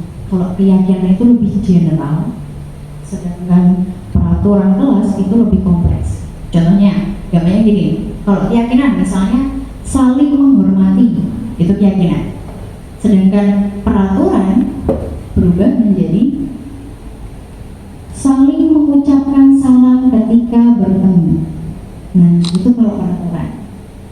Sebenarnya intinya yang sama, keyakinan kelas, peraturan kelas boleh dianggap sama, cuman yaitu tadi kalau keyakinan kelas itu lebih general, sedangkan peraturan kelas itu sudah lebih spesifik, sudah lebih khusus, gitu Bapak Ibu. Tapi tadi jawabannya sudah make sense sekali. Terima kasih banyak. Silakan selanjutnya. Nah, dari sini Bapak Ibu, seperti yang tadi dibahas oleh Pak Wanda dan Pak Sofian mengenai motivasi intrinsik, sebuah peraturan jika dikolaborasikan dengan keyakinan maka akan muncul motivasi dari dalam bisikan hati, bukan bisikan tetangga, bisikan hati. Nah, sedangkan kalau peraturan yang notabene dituliskan sepihak sudah diputuskan oleh guru, maka jatuhnya nanti akan ke hukuman. Misalnya murid terlambat datang, maka akan ada hukuman. Ada sesuatu yang terjadi. Beda dengan peraturan ataupun peraturan yang dikolaborasikan dengan keyakinan, maka akan muncul motivasi intrinsik di mana anak-anak itu akan belajar dari kesalahan mereka, kemudian mereka sendirilah yang akan memunculkan problem solvingnya apa. Supaya saya tidak melakukan kesalahan yang sama, apa yang harus saya lakukan? Begitu. Silakan selanjutnya. Nah, membuat keyakinan kelas. Kalau ini mah Bapak Ibu jago. Tapi saya share dari yang saya pelajari dari guru penggerak. Nah, seperti yang tadi Bu Sania bilang, kalau keyakinan kelas itu melibatkan seluruh warga kelas atau sekolah. Dahulu kala kita cuma, oh ini peraturannya dibacakan. Nanti kalau sekalian melanggar peraturan ini maka kalian akan mendapatkan hukuman, mendapatkan sanksi. Jika dilakukan berkali-kali bahkan bisa dikeluarkan dari sekolah. Nah itu kalau dulu. Nah sekarang coba diubah paradigma perubahan. Nah di sini. Jadi melibatkan seluruh warga kelas atau sekolah untuk menyusun keyakinan bahkan hingga ke peraturan kelas. Gitu. Jadi istilahnya dari murid untuk dari murid untuk murid oleh murid. Jadi mereka sendiri yang memutuskan, mereka yang menjalani, dan mereka juga yang akan mendapatkan konsekuensi dari apa yang sudah mereka buat. Gitu Bapak. Yang kedua, tidak terlalu banyak, mudah diingat dan dipahami. Tidak usah banyak-banyak. Gurunya saja gampang lupa, ya kan? Apalagi murid zaman sekarang. Nah, yang ketiga adalah menggunakan kalimat positif. Coba usahakan tidak lagi menggunakan kata dilarang, tidak. Nah itu coba sedikit demi sedikit dihilangkan. Misalnya tidak berkata kotor atau tidak berkata kasar atau mengumpat, diganti dengan berbicara dengan bahasa yang sopan dan santun. Nah berubah menjadi kalimat positif. Nah yang terakhir ini yang paling sulit. Saya saja juga sulit ini melakukan ini. Berkomitmen dan konsisten dilakukan. Ini yang paling sulit, tapi bukan berarti tidak mungkin. Silakan. Nah, Bapak Ibu, ini contoh salah satu media yang saya gunakan ketika membuat keyakinan kelas. Karena sejujurnya saya juga trial and error. Berdasarkan diseminasi yang pernah saya ikuti, saya menggunakan model ini Bapak Ibu, model sticky note di kelas 1. Saya lupa kelas 1 itu belum bisa nulis kalimat panjang. Jadinya semuanya sama, tidak boleh bercanda, tidak boleh ngomong sendiri. Hampir semuanya keyakinan kelasnya ditulisnya seperti itu. Harusnya kalau kelas 1, kelas 2 itu pakai media gambar. Karena mereka belum sebenarnya bisa menulis kalimat yang panjang gitu. Nah, jadi kalau kelas rendah, kelas 1, 2, 3 bisa pakai media gambar atau video mungkin. Kemudian ditanyakan kepada anak-anak kalau terlambat datang sekolah itu perbuatan baik atau kurang baik. Nah, nanti mereka akan bilang, oh kurang baik Bu, dan segala macamnya. Nah dari situ gurunya yang merangkum. Nah sedangkan kalau untuk kelas 5, sudah kelas tinggi nih, sudah bisa membuat kalimat yang lebih runtut. Nah bisa seperti ini. Misalnya awalnya tadi dilarang buang sampah sembarangan, diganti menjadi kalimat positif, buanglah sampah pada tempatnya. Hindari menggunakan kata dilarang atau tidak boleh. Kalau anak-anak sih tidak apa-apa, tapi nanti dibantu oleh gurunya dirangkum. Ya, maka selanjutnya. Nah, kesimpulannya melibatkan murid dalam membuat keyakinan kelas itu akan membantu proses pembentukan disiplin positif. Disiplin positifnya banyak, tadi ya, ada yang dari program belajar Pancasila, ada yang dari Ibu Primary, dan anything else. Kemudian jika ada pelanggaran, maka guru dapat mengajak murid melakukan refleksi. Jadi guru tidak memberikan memberikan hukuman, tapi mengajak mereka refleksi, mengingat kembali yuk dulu pada saat pembuatan keyakinan kelas apa saja sih yang diusulkan sama kalian. Nah, kira-kira perbuatan yang kalian lakukan sesuai tidak dengan keyakinan kelas yang dulu pernah kalian tuliskan. Nah, dari situ nanti anaknya sendiri yang memunculkan, akhirnya menyadari dan belajar dari kesalahan yang dilakukan. Selanjutnya, nah kita lanjut ke materi berikutnya nih Bapak Ibu. Tinggal sedikit lagi, sabar. Nah, 5 kebutuhan dasar manusia. Next. Di meja Bapak Ibu ada note, memang disediakan. Ya. Silahkan tuliskan 5 kebutuhan dasar menurut Bapak Ibu. Kalau Bapak Ibu tanya saya, 5 kebutuhan dasar menurut saya adalah duit. Duit semua. Duit itu bisa berarti lakukan loh. Kalau dalam bahasa Inggris, duit lakukan. Kalau panjangnya kira-kira 5 kebutuhan dasar itu apa saja?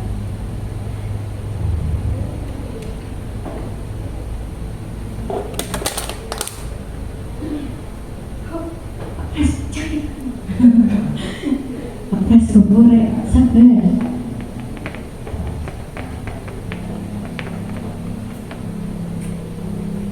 Misalnya ketahuan googling.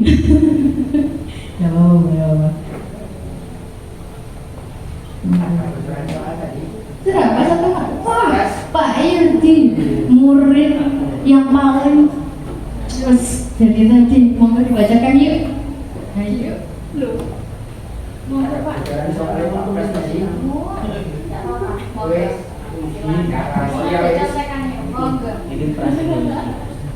Yang pertama yaitu kebutuhan hidup, makan, minum, jasmani dan rohani. Tepuk tangan dulu buat Pak Yudi nih. Hidup, makan. Monggo ada lagi Bapak Ibu, silakan. Ada 5 kebutuhan dasar dari manusia masing-masing. Di antaranya adalah 1 kebutuhan fisiologi, kedua yaitu kebutuhan akan rasa aman dimanapun, kapanpun, dan yang ketiga adalah kebutuhan kasih sayang. Itu sangat perlu. Katanya Pak Wanda, kalau kurang kasih sayang tambah bahaya. Berikutnya yang keempat adalah kebutuhan penghargaan. Seseorang jika melakukan sesuatu sekecil apapun, kalau mendapatkan penghargaan, maka di dalam dirinya pasti akan ada motivasi untuk berbuat lebih positif lagi. Yang kelima terakhir yaitu kebutuhan aktualitas yang sangat mendominasi setiap manusia. Terima kasih. Oh, ternyata peserta diskriminasinya itu sudah bergerak walaupun tidak ikut bergerak. Jawab Bapak Ibu. Keren sekali jawabannya. Sebenarnya jawabannya sudah ada di sini semua. Benar sekali. Itu tadi semua jawabannya Pak Yuki juga masuk kok di sini. Monggo silakan kita lihat jawaban dari pembuat modul. Keren. Nah. Bertahan hidup, benar loh Pak, ya betul, bagus betul. Kebutuhan bertahan hidup ya berkaitan dengan sandang pangan papan pastinya. Kemudian yang kedua tadi seperti yang disampaikan oleh Bu Ufik juga kasih sayang dan rasa diterima. Kemudian yang ketiga adalah kebebasan. Pernah kan lihat murid yang kalau di kelas itu bikin onar terus. Nah itu berarti mungkin dia itu butuh kebebasan Bapak Ibu. Kemudian yang keempat adalah kesenangan. Pernah lihat muridnya Bapak Ibu yang jahilnya nih, ampun ya Allah, sekarang ewong gitu kan. Nah itu barangkali kebutuhan dia adalah dia merasa senang ketika melihat temannya itu jengkel. Kemudian yang kelima adalah penguasaan. Nah ingin kemampuannya itu dihargai, diakui, ya, seperti itu penguasaan. Next. Nah, sekarang kita coba. Perlu ditulis enggak tadi contekannya? Enggak saya. Nanti bisa. Oke. Kita coba ke peristiwa pertama dari 5 kebutuhan tadi. Ada Doni suka mengambil makanan temannya tanpa izin. ketika ditanya Bu Guru, ia menjawab bahwa ia lapar dan tidak dibawakan bekal oleh orang tua. Kira-kira kebutuhan dasar apa yang berusaha dipenuhi oleh Doni? Iya, benar sekali. Misalnya, kebutuhan bertahan hidup, sandang, pangan, papan. Nah, tadi ya. Oke, next, pertanyaan kedua. Teman bermain Doni yang bernama Raka juga ikut mengambil makanan temannya tanpa izin. Oh, berarti ini Doni and the Gang gitu kan, gangnya.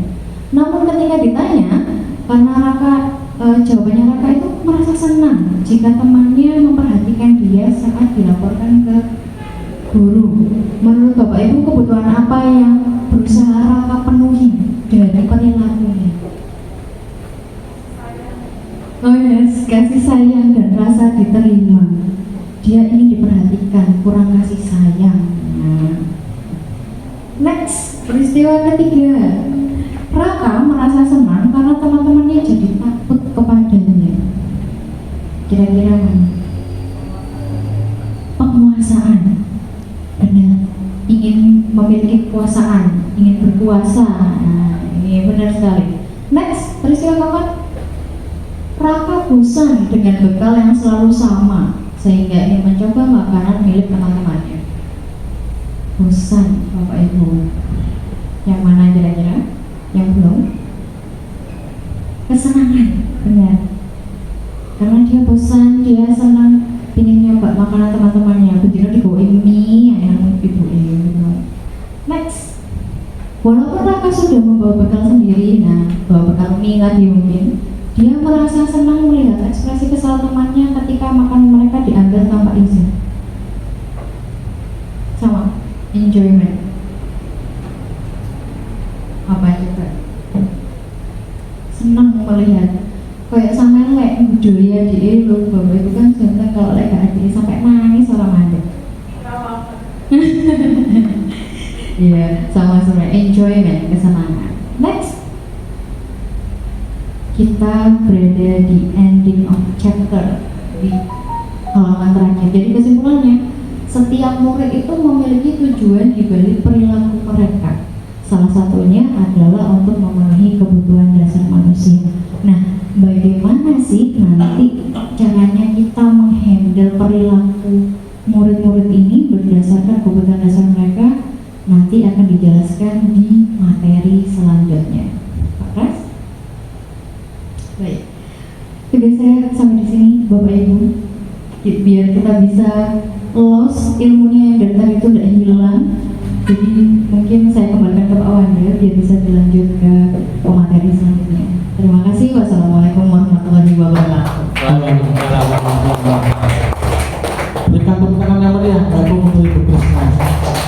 Iya, terima kasih, sangat menarik sekali ya materi yang disampaikan oleh Ibu Krisna tadi terkait keyakinan kelas, juga kebutuhan dasar manusia, bahwa di dunia ini setiap manusia membutuhkan kebutuhan dasar yang berbeda-beda sesuai dengan apa yang diharapkan oleh siswa itu.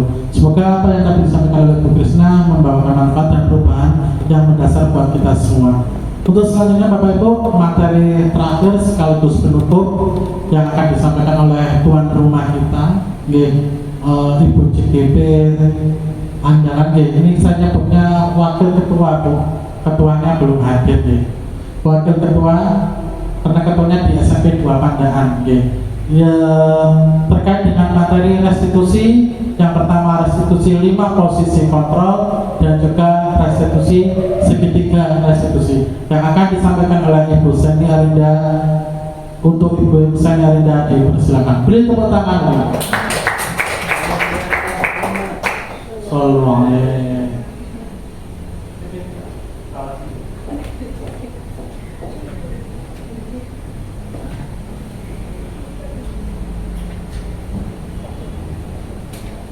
Assalamualaikum warahmatullahi wabarakatuh. Masih semangat? Materi terakhir, sebentar lagi. Nah, sebelum saya memulai materi yang terakhir, coba Bapak Ibu berdiri terlebih dahulu. Biar lemas kakinya, karena dari tadi duduk.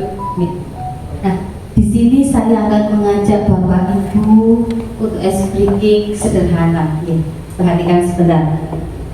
Tangan ke atas gapai impian, tangan ke samping berjabat tangan, tangan ke depan fokus harapan, tangan mendekat bertepuk tangan. Bisa? Oke, kita coba bersama-sama. 1, 2, 3. Tangan ke atas gapai impian, tangan ke samping berjabat tangan, tangan ke depan fokus harapan, tangan berdekatan bertepuk tangan. Tepuk tangan semuanya. Terima kasih. Bapak Ibu silakan duduk kembali. Di kesempatan ini saya akan menjelaskan budaya positif sekolah tentang materi posisi kontrol dan segitiga restitusi. Selanjutnya, di sini saya akan memperkenalkan diri karena di sini sudah banyak yang sudah kenal sama saya karena anggotanya dari SD Karangdari 1. Untuk yang di luar SD Karangdari 1, nama saya Arinda Yirita Ningtyas. Saya lahir di Pasuruan tanggal 25 September tahun 1990. Saya ada di SDN Karangdari 1 ini dari tahun 2014 dan alhamdulillah di tahun 2022 saya diangkat P3K. Lanjut. Nah, di sini ada 5 posisi kontrol. Tadi kita sudah belajar tentang budaya positif. Kita sudah belajar tentang motivasi, hukuman, penghargaan, restitusi. Barusan Bu Krisna sudah menjelaskan tentang keyakinan kelas.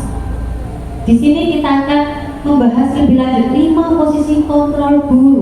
Ada sebagai penghukum, ada sebagai pembuat merasa bersalah, teman, pemantau, dan manajer. Nah, sekarang yang pertama, saya bertanya kepada Bapak Ibu, selama ini Bapak Ibu berada di posisi mana?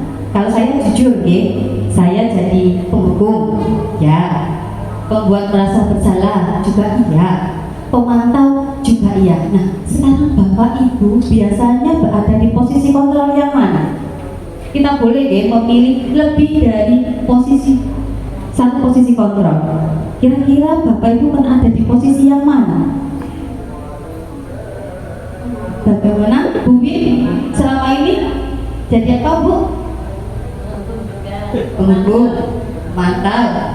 Sebagai teman juga, Bu Citra selama ini berada di posisi kontrol yang mana saja? Penghukum, pemantau, dan teman. Bu Devi selama ini ada di posisi kontrol yang mana Bu? Penghukum, teman, pemantau, sama membuat merasa bersalah. Tidak apa-apa, karena di sini kita sedang belajar. Setiap hari kita berproses belajar dan belajar. Seperti kata pesannya tadi, belajar sepanjang hayat. Nah, di sini Bapak Ibu, kalau penghukum kita sudah tahu, seperti yang sudah dijelaskan, jika siswa kita melakukan kesalahan, kita akan langsung memberikan hukuman. Misalkan dia terlambat ke sekolah, langsung kita beri hukuman, lari 5 kali di lapangan. Itu kalau posisi kita sebagai penghukum. Kalau pemantau, berarti kita terus memantau kegiatan mereka. Kita akan mengetahui apakah mereka melakukan tidak kedisiplinan. Nah, bagaimana dengan pembeda yang lainnya? Kalau tadi teman-teman saya dari awal sampai akhir menjelaskan terus, tapi di materi terakhir ini saya akan mengajak Bapak Ibu untuk sering melihat video. Nah, sekarang saya akan mengajak Bapak Ibu untuk mengetahui perbedaan dari setiap posisi kontrol dengan melihat video. Nanti Bapak Ibu analisis bagaimana dengan setiap posisi kontrol yang Bapak Ibu tonton. Silakan Pak Pras. Di sini kita akan mengetahui tentang posisi penghukum.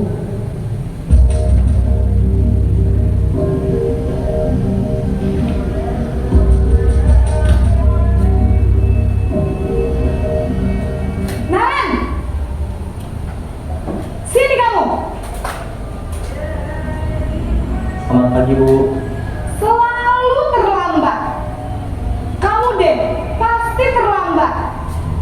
Bu, saya Apa coba? Alasan kamu apa lagi? Kapan sih kamu tidak terlambat? Malas sekali ya kamu jadi anak. saya Dasar pemalas. Gak kapok-kapok sih kamu. Sudah berapa kali terlambat? Sana, kamu keliling lapangan basket 2 kali. Kenapa saya harus keliling lapangan basket, Bu?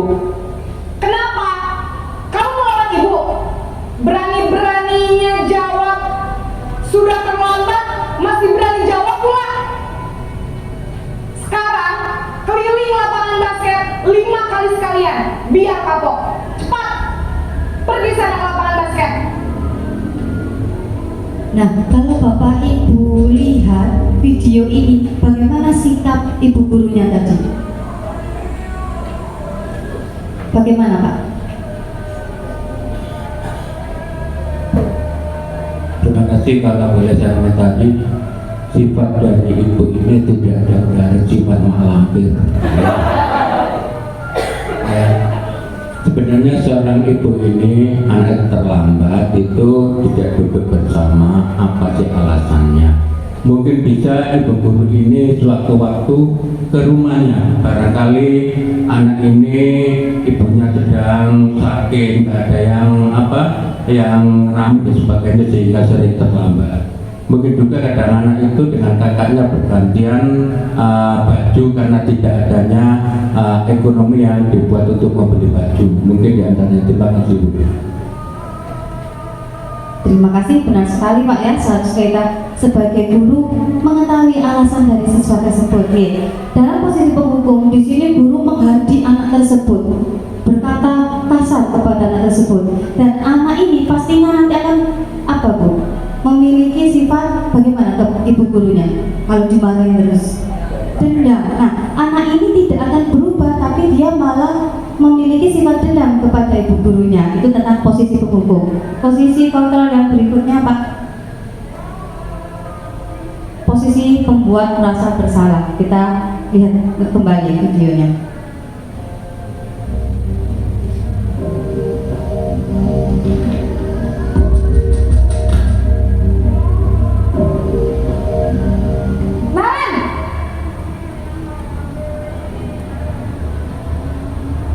Selamat pagi, Bu.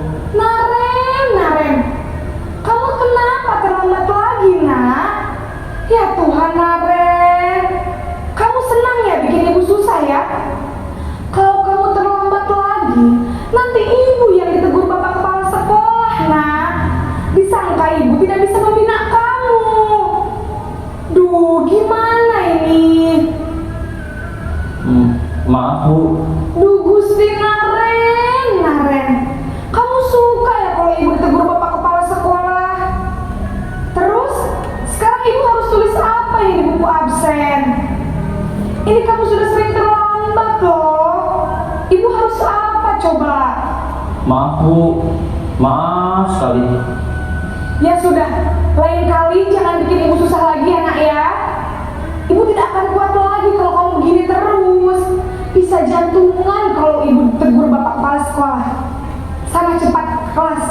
Maaf ya, Bu. Maaf sekali. Nah, pada posisi membuat merasa bersalah di sini ibu gurunya lebih kalem.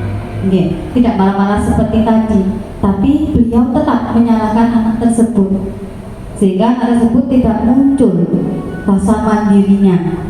Itu untuk posisi pembuat merasa bersalah. Selanjutnya, posisi sebagai teman.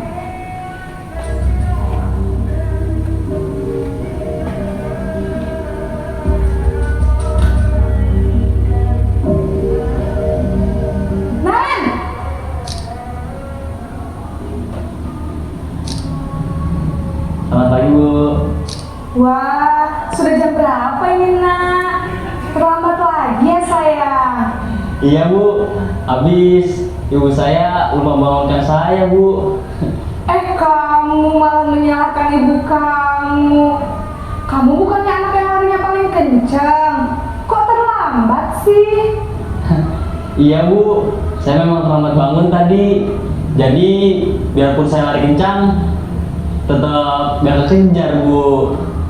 Ya sudah sana, nanti lain kali larinya lebih kenceng lagi ya, biar gak terlambat lagi. Bikin seneng ibu, demi ibu, bisa kan? Bisa lah Bu. Ya sudah sana masuk kelas, ibu beresin urusan absen kamu. Kamu ini ada-ada saja.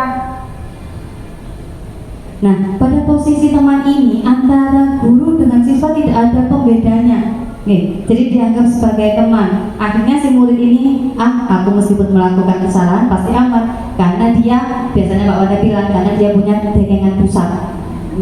Jadi dia aman karena gurunya menganggap sebagai teman. Kemudian posisi yang keempat, posisi sebagai pemantau.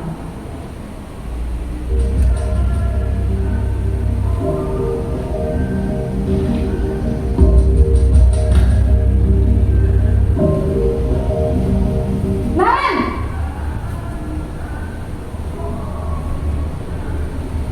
Selamat pagi Bu. Naren, apa peraturan sekolah kita tentang jam berapa kita harus masuk sekolah, nak? Kita harus di sekolah jam 7 Bu. Iya betul, sekarang sudah jam 7.20. Naren sudah tahu konsekuensinya jika terlambat hadir? Paham Bu. Saya harus tinggal kelas pas jam istirahat selama 20 menit. Iya benar, konsekuensinya demikian. Jadi nanti jam 9.30 pas istirahat, kamu harus tinggal di kelas, kerjakan tugas tambahan untuk ketertinggalan kamu, ya? Baik Bu. Pada posisi pemantau ini, Ibu gurunya tadi sudah menanyakan konsekuensi apa yang akan kamu tanggung jika kamu terlambat.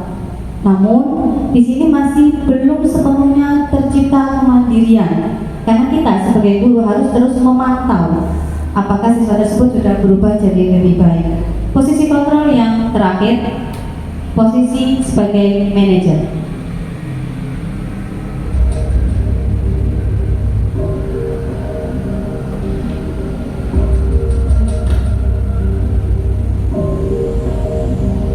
Naren!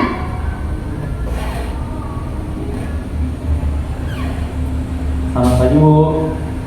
Selamat pagi Naren. Maaf Bu, saya terlambat. Iya, sekolah masuknya jam 7, sekarang sudah jam 7.20. Jadi sekarang bagaimana ini Naren? Maaf Bu, saya lupa setel alarm saya semalam. Baiklah, menurut kamu, keyakinan sekolah yang mana yang perlu kamu tingkatkan? Menghargai diri sendiri dan orang lain mungkin ya Bu. Setuju. Jadi, apakah Naren meyakini prinsip saling menghormati tersebut? Iya Bu, saya meyakininya. Apakah Naren bersedia memperbaiki masalah keterlambatan ini? Bersedia Bu. Bagaimana kamu akan perbaiki masalah keterlambatan ini? Saya akan coba untuk tidak lupa menyetel alarm saya Bu. Baik, kalau Naren lupa menyetel alarm di rumah, ada orang yang kira-kira bisa bantu mengingatkan tidak? Ada Bu, kakak saya, Kak Ema. Ada lagi selain Kak Ema? Selain Kak Ema, ada ibu saya. Baik, jadi yang mengingatkan Naren adalah Kak Ema dan ibu kamu ya? Kira-kira akan mulai setel alarm kapan nih Naren? Setelah pulang sekolah, akan segera saya lakukan. Baik, jadi Naren akan setel alarm untuk bangun besok pagi dan akan diingatkan oleh kakak dan ibunda Naren ya. Ada lagi yang mungkin perlu dilakukan Naren agar tidak terlambat bangun lagi? Tidak ada Bu. Baik Naren, terima kasih untuk kerjasama kamu. Sekarang kamu perlu kembali ke kelas untuk belajar. Baik Bu, terima kasih. Posisi yang terakhir adalah posisi manajer. Di sini tadi ibu gurunya tidak langsung menyalahkan Naren yang terlambat, tapi beliau bertanya dulu, kenapa terlambat? Kemudian keyakinan apa yang telah kamu langgar? Dan di sini juga tadi Naren belajar untuk mengatasi permasalahannya. Dia tahu cara-cara apa saja untuk menyelesaikan masalah keterlambatan dia. Inilah 5 posisi kontrol kita sebagai guru. Setelah kita melihat 5 tayangan video ini, posisi mana yang Bapak Ibu gunakan? sebagai manajer, tepat sekali Bu. Nah, sekarang kita sudah tahu ternyata posisi manajer lah yang paling tepat untuk membuat siswa kita bisa menyelesaikan masalahnya tanpa paksaan dari orang lain, timbul motivasi intrinsik dari dirinya sendiri. Sudah paham Bapak Ibu tentang posisi kontrol? Kalau sudah paham, lanjut Pak Pras. Nah, di sini ada kata-kata patuhi aturan saya, awas kamu. Termasuk posisi kontrol yang mana? Penghukum. Coba kita lihat jawabannya. Benar sekali, penghukum. Lanjut. Ya sudah, ini tidak apa-apa, nanti Ibu bantu bereskan. Teman. Kita lihat jawabannya. Teman, benar sekali ya. Selanjutnya, Ibu sangat kecewa dengan kamu. Posisi kontrol. Pembuat merasa bersalah. Kita lihat jawabannya. Benar sekali, sudah pintar-pintar ternyata. Lanjut. Kamu terlambat 15 menit. Apakah kamu sudah mengerti? Ternyata sudah dijawab sendiri sama Pak Tasli. Apakah kamu sudah mengerti konsekuensi yang dilakukan bila terlambat? Pemantau. Mungkin karena Pak Pras sering terlambat Bu. Lanjut. Apa rencana kamu untuk memperbaiki sebagai manajer? Kita lihat. Alhamdulillah semuanya sudah paham tentang 5 posisi kontrol guru. Materi yang selanjutnya, materi penutup. Nah, segitiga restitusi. Pernah dengar Bapak Ibu segitiga restitusi? Baru saja nih. Sama, saya juga baru dengar, baru lihat segitiganya pun waktu ikut CGP. Apa itu segitiga restitusi? Yaitu suatu proses dialog yang dijalankan oleh guru atau orang tua agar menghasilkan murid yang mandiri dan memiliki tanggung jawab. Segitiga restitusi memiliki 3 tahapan. Yang pertama yaitu menstabilkan identitas. Yang kedua, validasi tindakan yang salah. Yang ketiga, menanyakan keyakinan.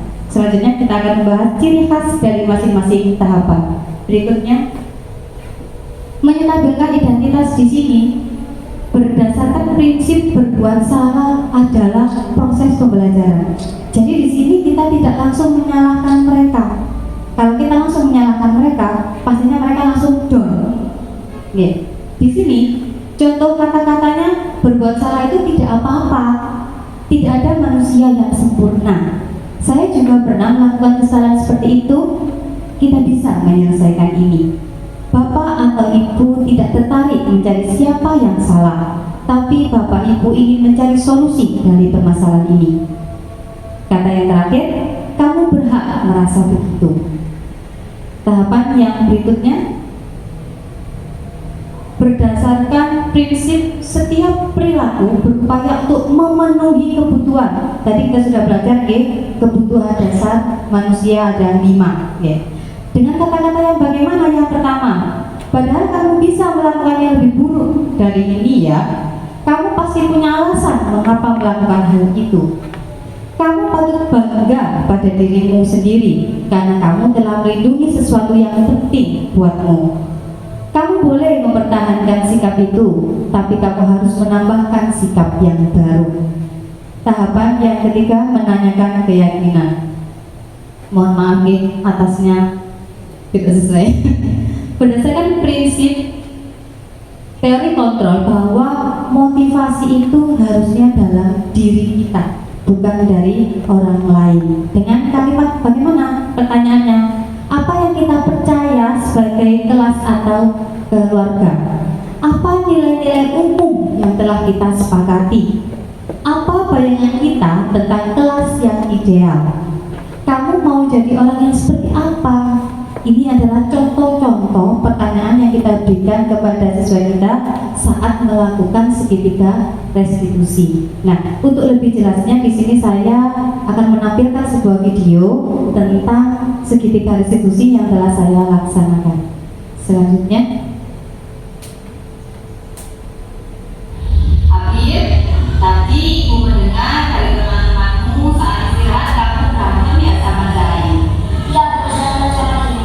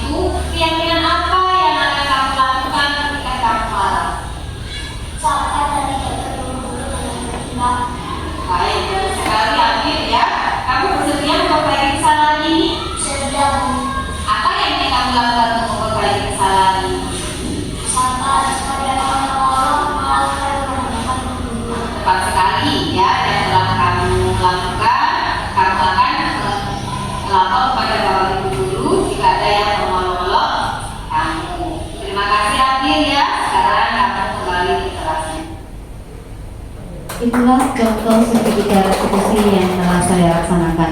Jadi di sini kita sudah memiliki cara yang lebih baik dalam mengatasi permasalahan murid-murid kita.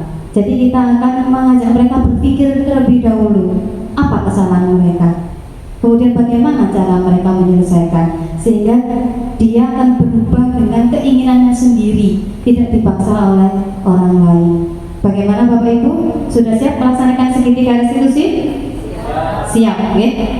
Sekian penjelasan saya tentang 5 posisi kontrol guru dan segitiga restitusi. Saya kembalikan kepada Bapak Moderator, Pak Wanda. Assalamualaikum warahmatullahi wabarakatuh.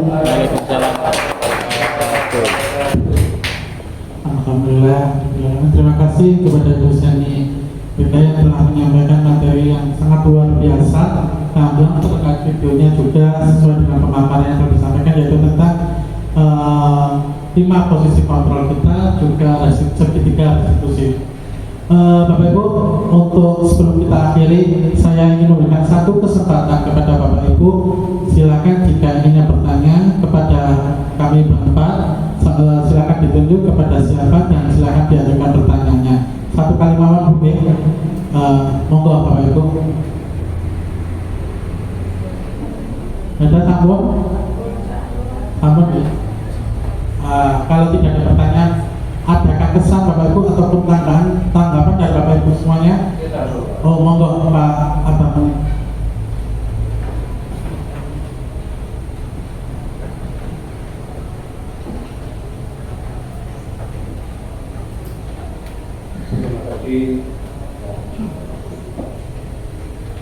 Terima kasih atas waktunya. Di sini saya tidak bertanya, namun memberikan masukan saja. Dari paparan-paparan dari awal sampai akhir ini, saya kira itu sangat baik semuanya, dan saya kira membawa dampak positif bagi yang lain. Kami mengusulkan, mengharapkan, meskipun peserta ini dikatakan calon guru penggerak, ini saya berharap kegiatan atau yang bisa dilakukan di sekolah ini menjadikan imbas positif juga bagi teman-teman guru yang lain, karena teman-teman guru yang lain itu tidak semuanya ini jadi guru penggerak. Jadi saya berharap kesediaannya jangan malu-malu, mungkin bisa mengusulkan kepada kepala sekolah, karena melihat situasi lingkungan ini perlu dengan apa yang dilakukan, perlu dengan seperti yang dipaparkan tadi itu juga perlu. Maka saya berharap bisa langsung masing-masing guru penggerak atau calon guru penggerak ini bisa menghadap kepada kepala sekolah untuk membuat diseminasi pada guru-guru yang lain yang menjadi guru penggerak, biar masing-masing lembaga SD yang ada terutama di Kecamatan Pangan ini bisa cepat untuk lebih maju lagi. Begitu saja dari saya. Terima kasih. Assalamualaikum warahmatullahi wabarakatuh. Terima kasih kepada Bang Munib selaku Kepala Sekolah dan Dirjen Keputih Sewu 2 yang telah memberikan motivasi, arahan ataupun tanggapan terkait proses calon guru penggerak selanjutnya. Sebelum kita akhir Bapak Ibu, kita tutup dengan doa agar apa yang telah kita laksanakan siang ini mulai dari awal hingga akhir dapat ridho Allah Subhanahu wa taala, menjadikan berkah buat kita semua. Untuk doa saya mohon bantuan dari Bapak Munib.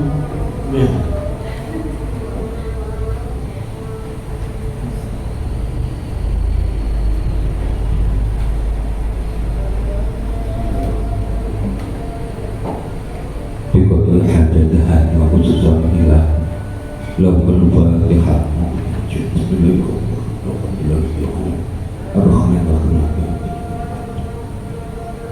Bismillahirrahmanirrahim. Alhamdulillahirabbil alamin. Hamdan ya rabbi ni'amatul matidah. Ya rabbana lakal hamdu kama yanbaghi li jalali karimati subhanahu.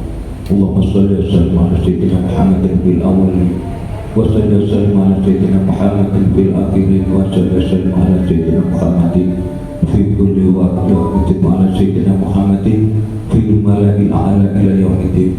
Allahumma sholli sholatan tujina biha min jamil ahwal wal afat wa taqdir lana ya Allah biha jami'al hajat wa tuwahhiruna biha min jami'is sayyi'at wa tarfa'una biha indaka 'ala darajat wa tuballighna biha aqsal ghayat min jami'il khairati fil hayati wa ba'dal mamat innaka 'ala kulli syai'in qadir.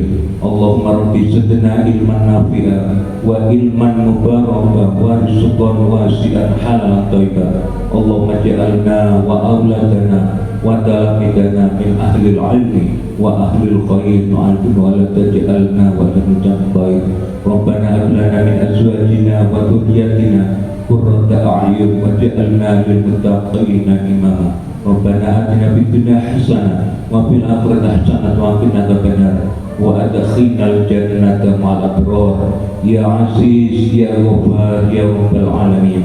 Subhana rabbika rabbil izzati amma yasifun. Wassalamun alal mursalin walhamdulillahi rabbil alamin. Bismillahil Fatihah. Alhamdulillah, matur nuwun sangat Bapak Munib. Terima kasih Bapak Ibu semuanya. Saya selaku moderator pemimpin acara ini dari awal akhir memohon maaf apabila dalam penyampaian teman-teman kita dari Bu Krisna, Bu Seni, Pak Sofyan dan saya juga pada selama ada salah kata ataupun salah perbuatan baik ucapan maupun tingkah laku. Akhirnya saya akhiri. Assalamualaikum warahmatullahi wabarakatuh. Sebelum meninggalkan saat foto bersama, setelah foto bisa angkat tangan di ruang guru.